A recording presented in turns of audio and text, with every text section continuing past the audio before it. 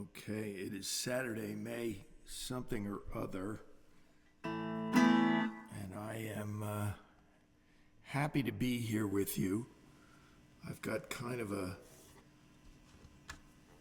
packed show of content here tonight. A lot of my newest songs that I've been working on this year.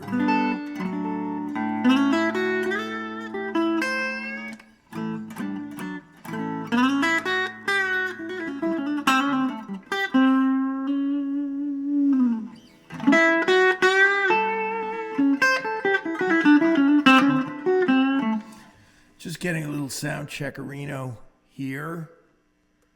This is my Telly, custom made by Bill Mitchell, put together. I chose the parts, and its name is Sunrise. For those of you who are local, I'd like to mention a gig coming up. May 31st at the Stangl Stage, which is a Sunday afternoon at 4. The group is called We Three, which is me and Alan LaBeouf and his beautiful daughter Elizabeth. We're going to be doing not entirely conventional versions of Beatles songs, in the sense that we're going to do 3-part harmony on songs that sometimes only had 2. We're going to do medleys. We're going to do some obscurities, like perhaps the song Goodbye a little bit.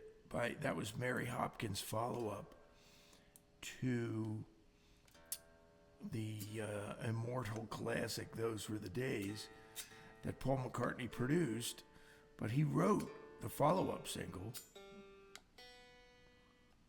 I'm really taking a chance here because last time I used this guitar, I think I wrestled with it the whole time, but whatever.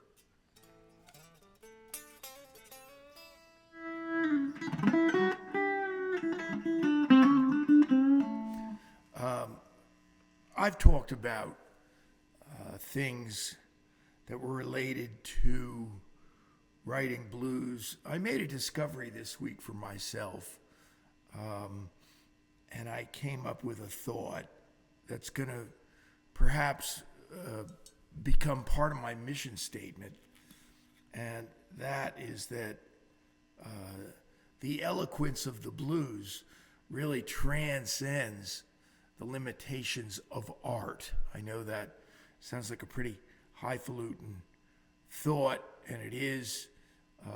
I used to admire craft. I wanted to be better at guitar, and then I kind of looked into songwriting as if I could learn it as a craft.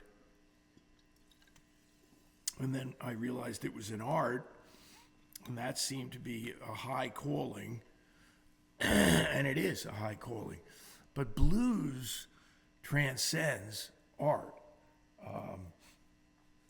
Let's take a song, like a very bluesy song that I think is a pinnacle of great writing, and Bell Bottom Blues by Eric Clapton. He wrote that song.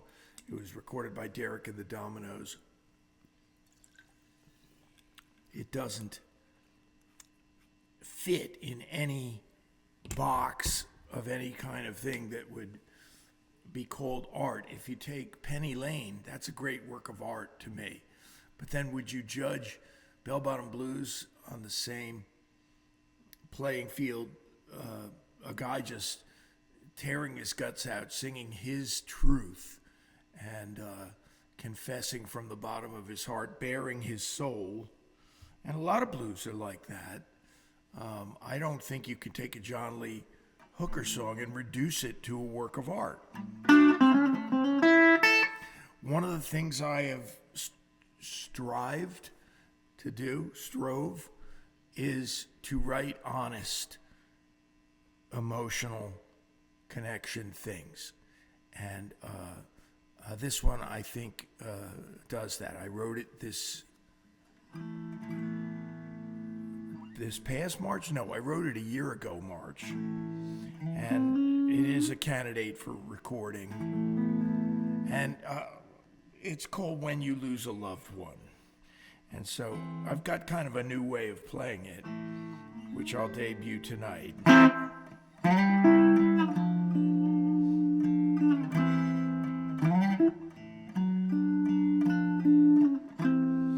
When you lose a loved one and all you can do is cry,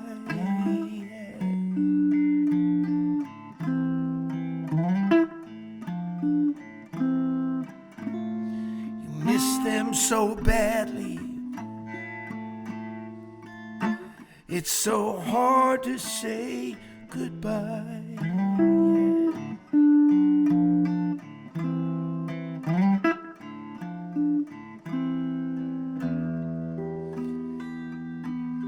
It's hard to keep going, yeah, but all you can do is try.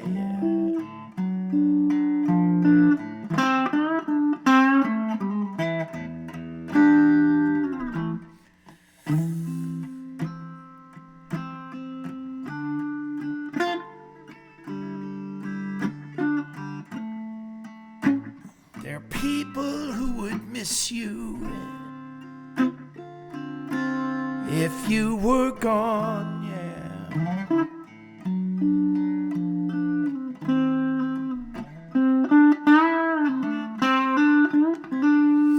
You might not believe it, but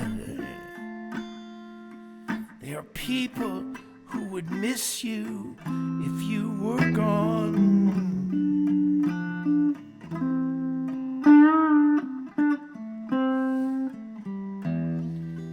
So when you lose a loved one, you've got to find a way to carry on, yeah.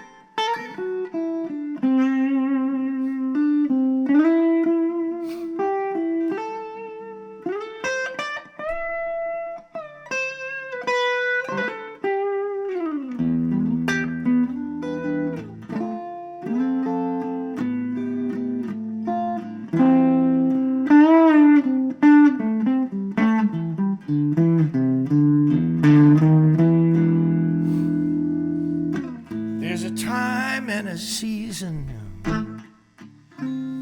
and nothing's new under the sun.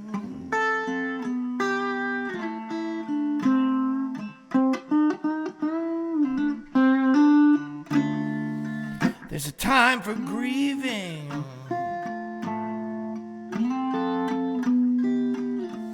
when the sun has set and the day is done, yeah. But it's so hard, yeah, it's so hard when you lose a loved one, yeah.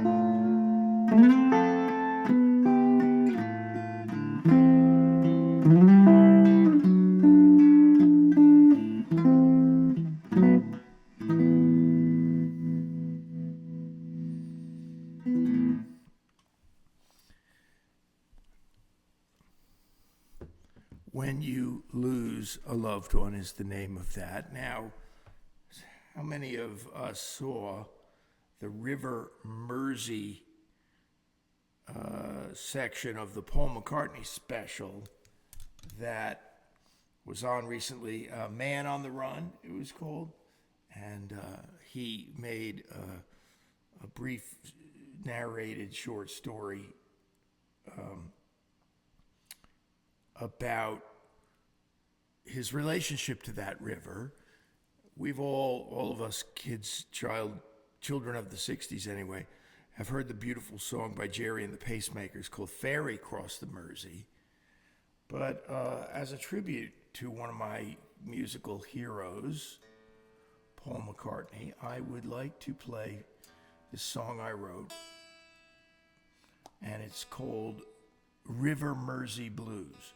As far as I understand it, nobody in England or from the area there in Liverpool, it's in Liverpool, not London,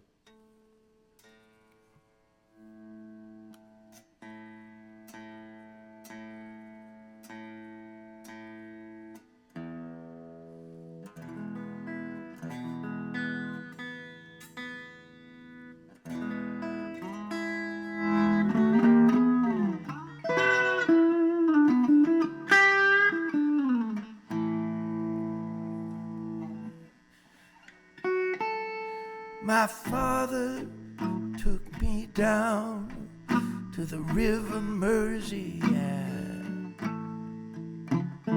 my brother held his hand as we watched the rising tide, and we wondered what was out across the water, 'cause we couldn't really see the other side.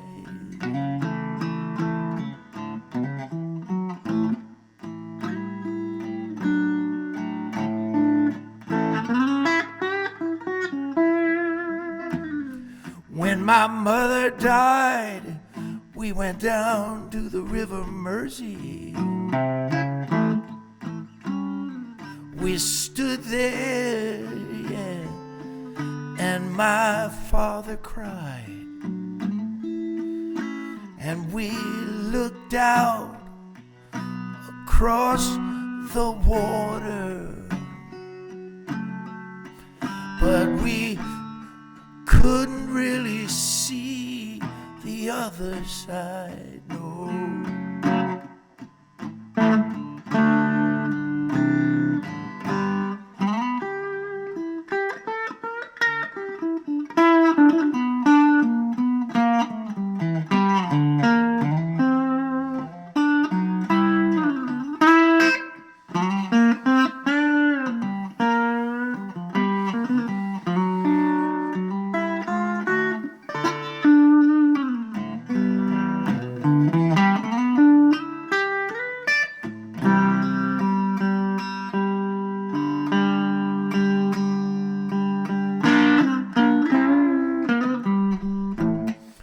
I've been all around the world on all kinds of stages. I've been grateful, thankful, and deeply satisfied. Now I'm standing on the banks of the River Mersey, and I still can't see the other side. I still can't see the other side.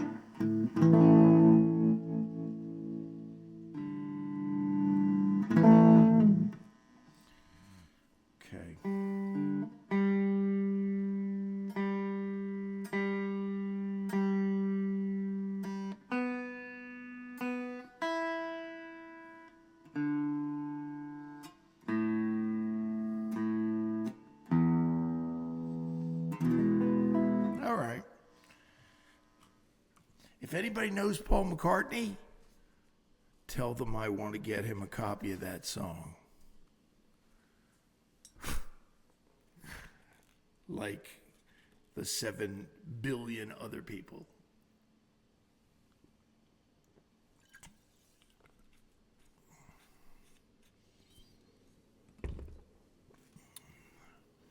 Art, what is the etymology, so to speak, of the word art? Do you see my... I almost said nightingale. Do you see my hummingbird? The hummingbirds will be around again soon.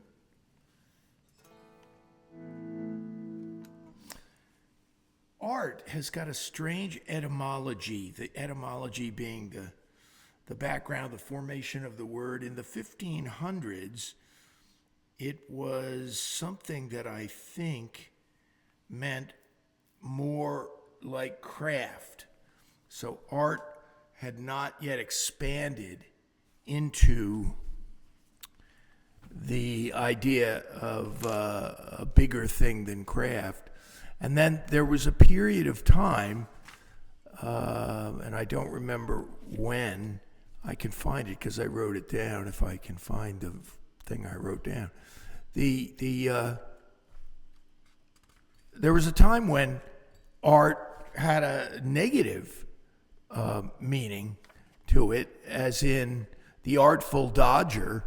It meant somebody who was a guy used to chicanery and could make mischief by being dishonest. That was a meaning of art. Now, the greatest quote about art, if I can find it, was by Alexander Pope. Does anybody remember anything about that quote? The quote was, I don't want to butcher it, so give me a minute here.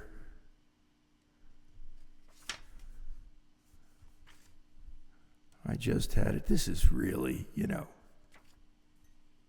a shame that I don't know how to find things in this book. It's just the weirdest thing. I even have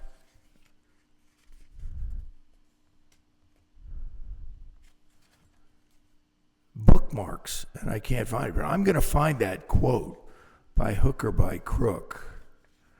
And I just found it. Okay, so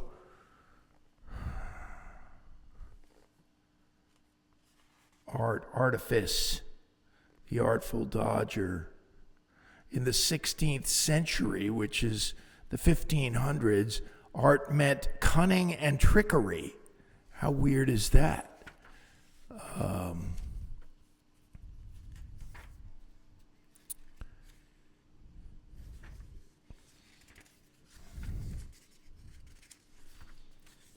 Now I am not finding the quote.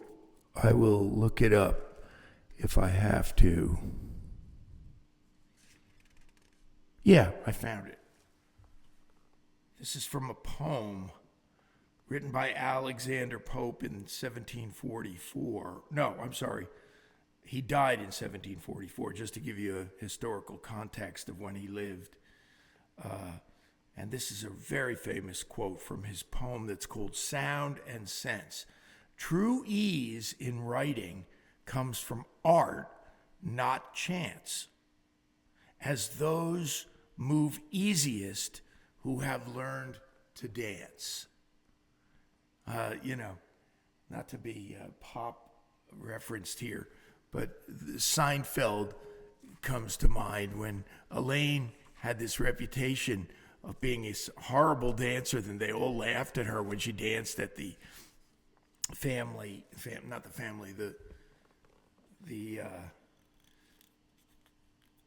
company party,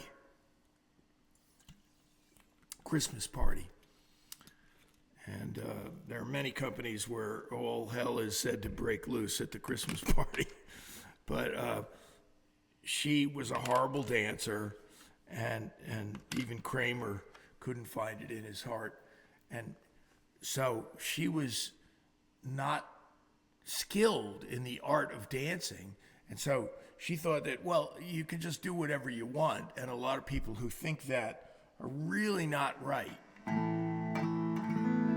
Now, having said that, I'm going to, play point counterpoint with myself here. I've seen children dance. I saw my son dance when he was like 9 at a school function. And to me, he danced beautifully. And I even sent the film clip, the video, to a guy I knew who was a professional full-time dancer. And he said, yeah, he's amazing. He should go into dance. Well, he's not going to go into dance. But it confirmed to me, and I wasn't just fishing for compliments, but this was a completely untrained little boy just moving according to what he thought was dancing. Alexander Pope, though, says, if you want to write a great song, to interpolate what he's saying, you have to practice songwriting for a good amount of time. Great songs just don't spring off of the top of people's heads normally. Now, there are exceptions to that, too. There is the, beginner's luck thing that happens to people. But that usually happens with an asterisk, where the people are already very schooled or very experienced musicians. And one of those cases is Rod Stewart. Rod Stewart wrote the song Maggie May. Was it Maggie May or just Maggie?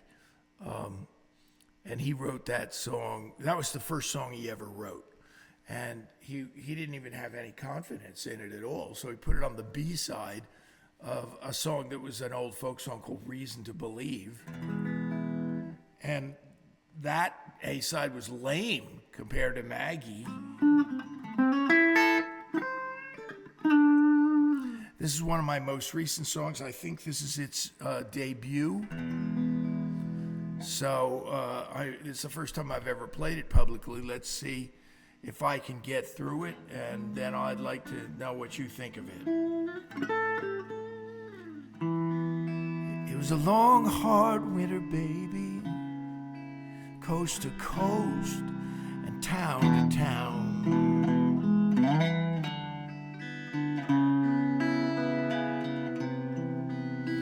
It was a long, hard winter, baby, coast to coast and town to town.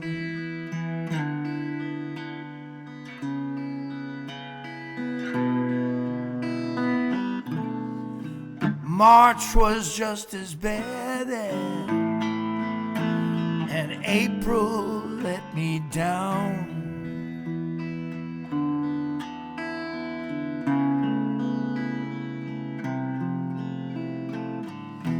I can't find the words to tell you just how cold this world can be.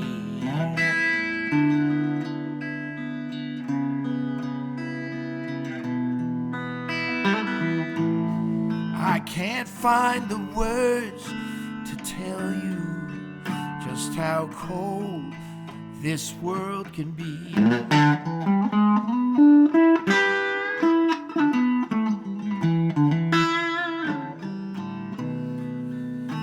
April let me down, but your love warmed this world for me, yeah.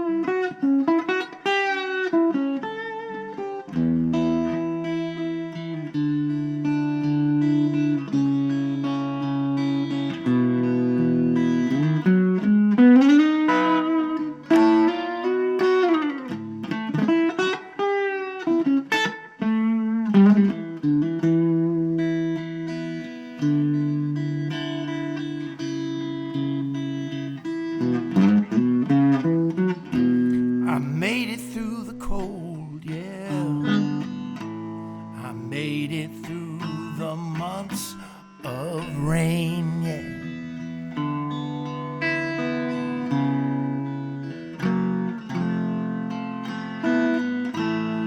I made it through the cold. I made it through the months of rain.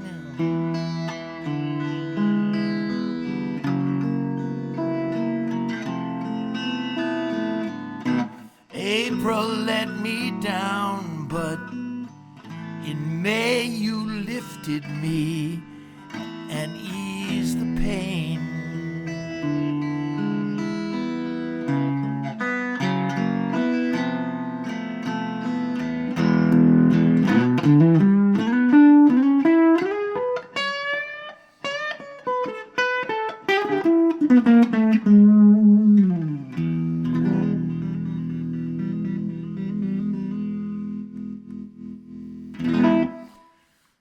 You probably were able to discern that that song was called April Let Me Down.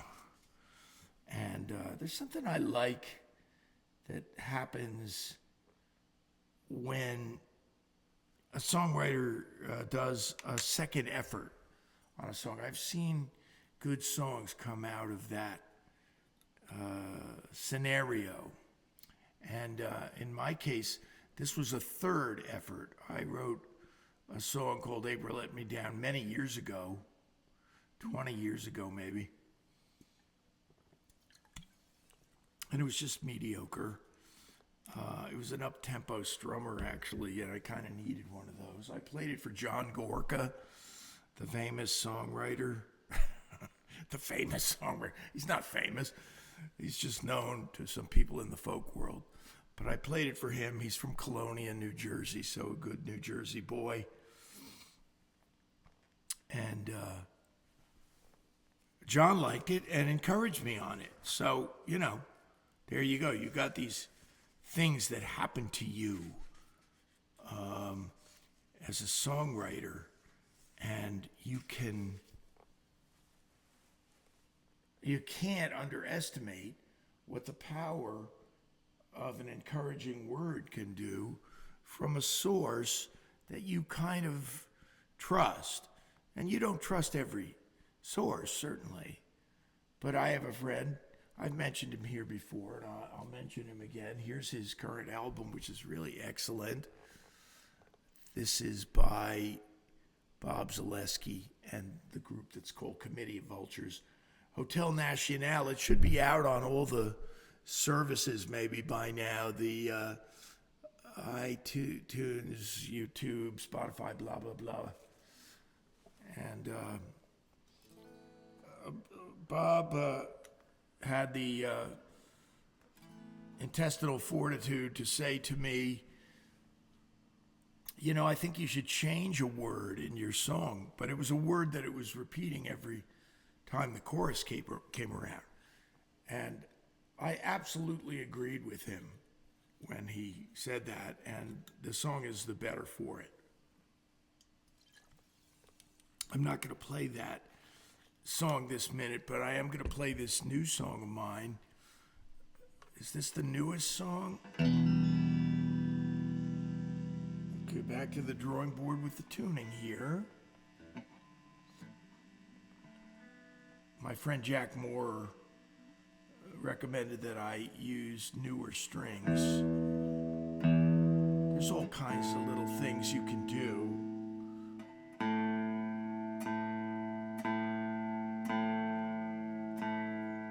This is my fake cigarette tuner.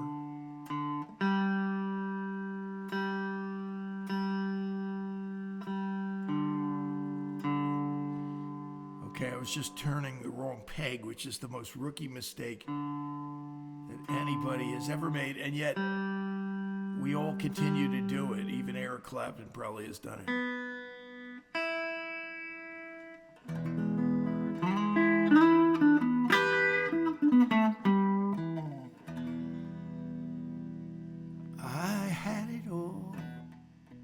I had it all, a self-made man. top of the world, yeah, with a master plan, a home on the hill I could call my own. I never thought that I'd end up alone, no.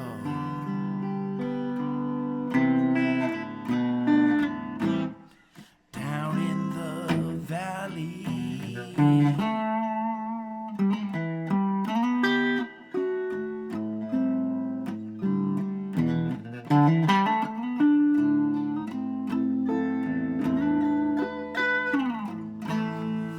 you won't hear my voice anymore on the line now, and you won't see me, no, looking down from cloud 9. I'm like a bird that fell from the sky, an eagle that soared, now I'm too low to fly, and I'm down in the valley,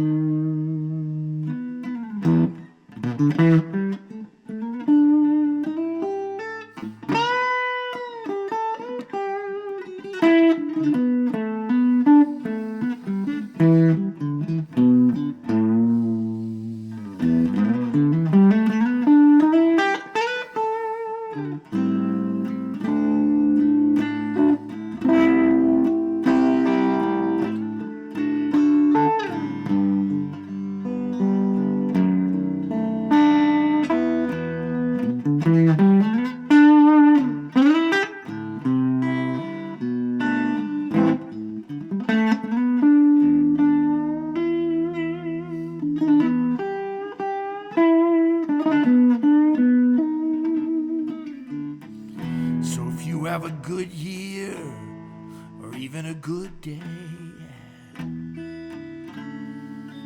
walk with your head held high, but heed what they say.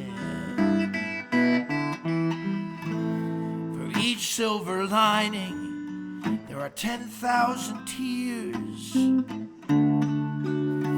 I never thought in a million years that I'd end up down in the valley, down in the valley.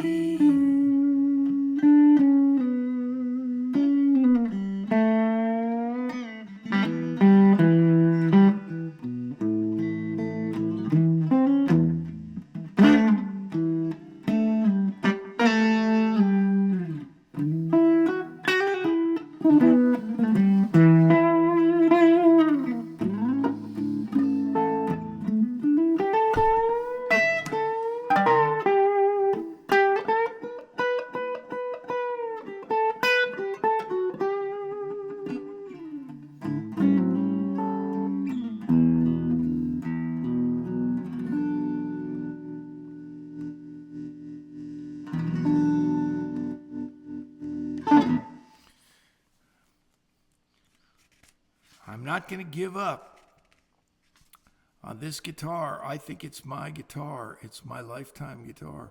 And I just am wrestling with it. I don't think every single person notices, but I do. That's the kind of ear I have. I am very sensitive to out of tuneness. But some people would say an electric guitar with thin strings on it, light strings, and these are 9s. they'd say it's never really in tune. Clapton would even say that. He goes, if I hit an E chord, an open E chord, and then hit, a G chord, he goes, they're going to be a little different, People have wrestled with it for years. One of the guys who has probably done the most to make sense out of the guitar neck and the tuning issues and what they call the temperance. So you use a tempered scale, just like you use on a piano. If you tune a piano mathematically perfectly, it will be way out of tune. So that's why piano tuners get the big bucks. They have to tune it by ear. Yes, they use tuning forks, and yes, they use a strobe, but they don't go by that 100%. That gets them only in the zone.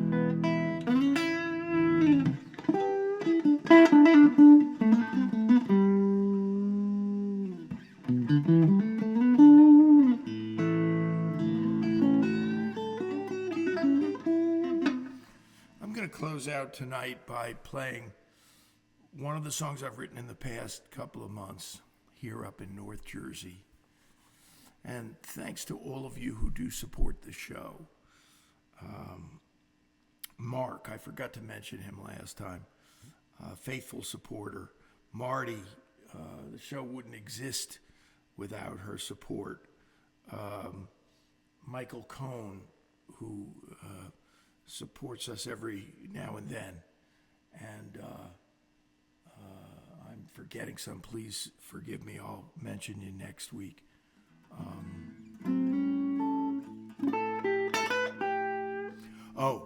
Melissa up in Massachusetts is a faithful supporter and encourager. And she's also made some comments about songs, and I've taken them to heart. So thanks, Melissa. And to make everything worse tonight, I just got her name wrong. I knew I was going to do this some week, and this is the week that I do it where I really, nuclear bomb her name. It's Melinda, and her husband is Lloyd. I know you well, and I just feel like we're friends. And it was inevitable that in my creeping senility syndrome, I'm gonna, my niece is named Melissa, and that's gonna roll off my tongue. Forgive me, and I'm gonna close with this song. And she made a suggestion about it that I took, and I won't tell you what it is. I'll let you judge it on your own, and then I'll look forward to seeing you next time. This is called Sometimes I Feel So Alone. I could be walking down Broadway or a bright country road, surrounded by the colors of the day,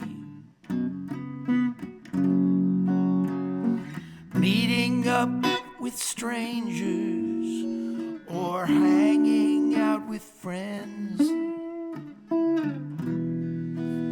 when the blues will carry me away.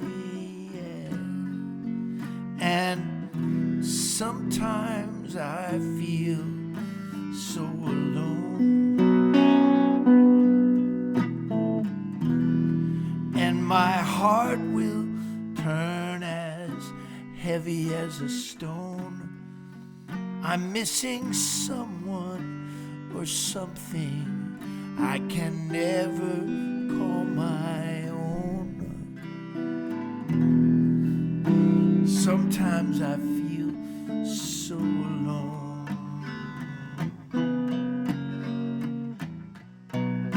It's a mournful sound the doves make in the early morning gray,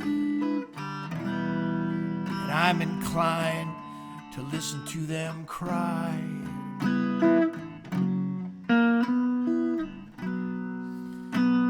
They'll never know how lonely they can make me feel, and I will never understand why. That sometimes I feel so alone,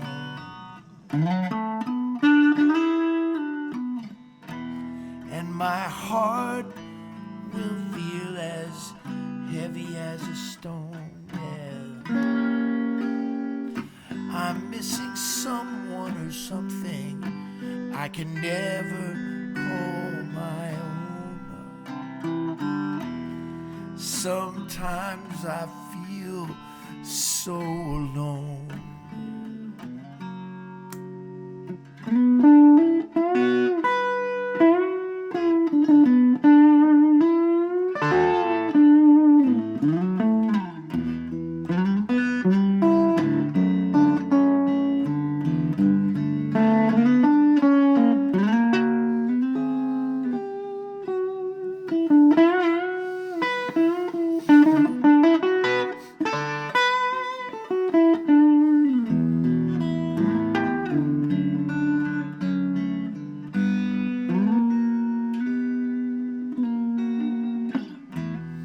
Sometimes I feel so alone,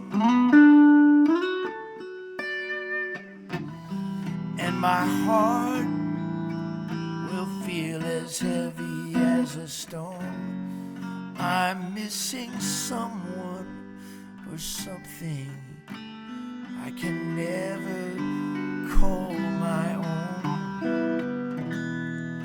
Sometimes I feel so alone.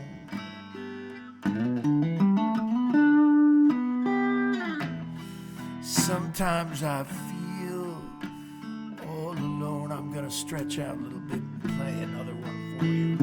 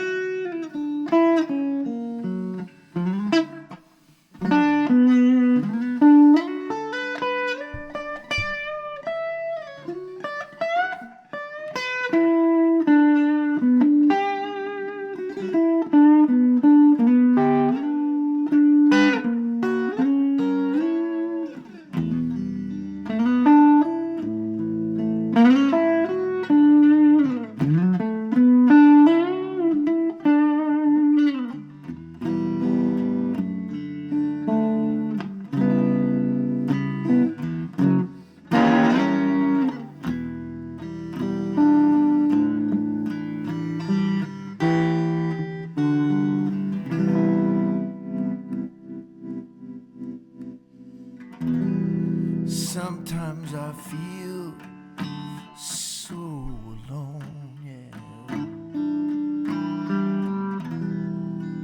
Sometimes I feel so alone.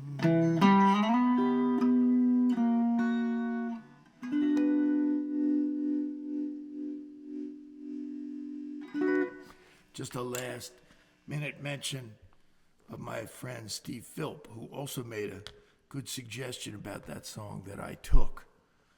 And the song's the better for it. I hope you enjoyed it. Thanks for your support. I'll see you next time.